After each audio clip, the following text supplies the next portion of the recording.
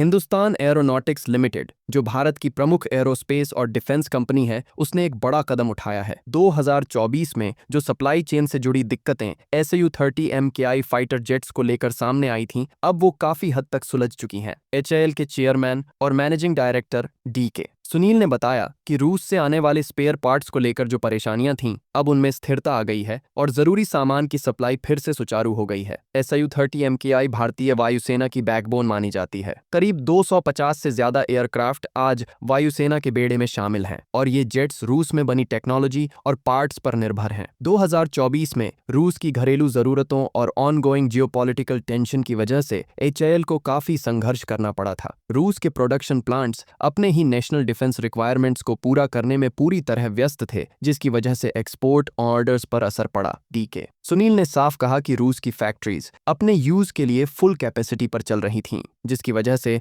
भारत जैसे strategic partners को समय पर सप्लायर नहीं मिल पा रही थीं। लेकिन HAL ने प्रोएक्टिव डिप्लोमेसी और मजबूत बातचीत के जरिए इस मुश्किल को संभाला। रूसी सप्लायर्स के साथ लगातार संपर्क और ट्रस्ट बिल्डिंग के चलते अब HAL को जरूरी स्पेयर मिल रहे हैं। ये डेवलपमेंट सिर्फ एक लॉजिस्टिक्स इशू का समाधान नहीं है, बल्कि इससे इंडियन एयरफोर्स की कॉम्बैट रेडीनेस पर बड़ा असर पड़ा है। पहले जहां मेंटेनेंस शेड्यूल पर असर पड़ सकता था, वहीं अब Su-30 MKI फ्लीट पूरी ऑपरेशनल कैपेबिलिटी के साथ तैयार है। ये सिर्फ HAL की एफिशिएंसी की बात नहीं है, बल्कि इंडिया रूस डिफेंस कोऑपरेशन की रिलायबिलिटी और गहराई को भी दर्शाता है। भारत और रूस का डिफेंस रिलेशनशिप दशकों पुराना है और Su-30 MKI इसका एक मेजर सिंबल है। यह जेट न केवल भारत की लड़ाकू शक्ति को बढ़ाता है, बल्कि यह भारत की सोवारनिटी और डेटरेंस कैपेबिलिटी को भी मजबूत करता है। HAL सिर्फ स्पेयर पार्ट्स मंगवाने तक सीमित नहीं रहा। कंपनी ने अपनी डोमेस्टिक प्रोडक्शन कैपेबिलिटीज को भी इंप्रूव किया है। अब कई ऐसे कंपोनेंट्स भारत में ही बनाए जा रहे हैं जिन्हें पहले इंपोर्ट करना पड़ता था। HAL ने इंजन और सिस्टम्स के ओवरहालिंग में भी सिग्निफिकेंट प्रोग्रेस की है। ये सब मेक इन इंडिया इनिशिएटिव के विजन को सपोर्ट करता है, जिसका मकसद है भारत को डिफेंस मैन्युफैक्चरिंग में आत्मनिर्भर बनाना। Su-30 MKI जैसे जेट्स का रखरखाव और अपग्रेडेशन क्रिटिकल है, क्योंकि ये जेट्स आने वाले कई वर्षों तक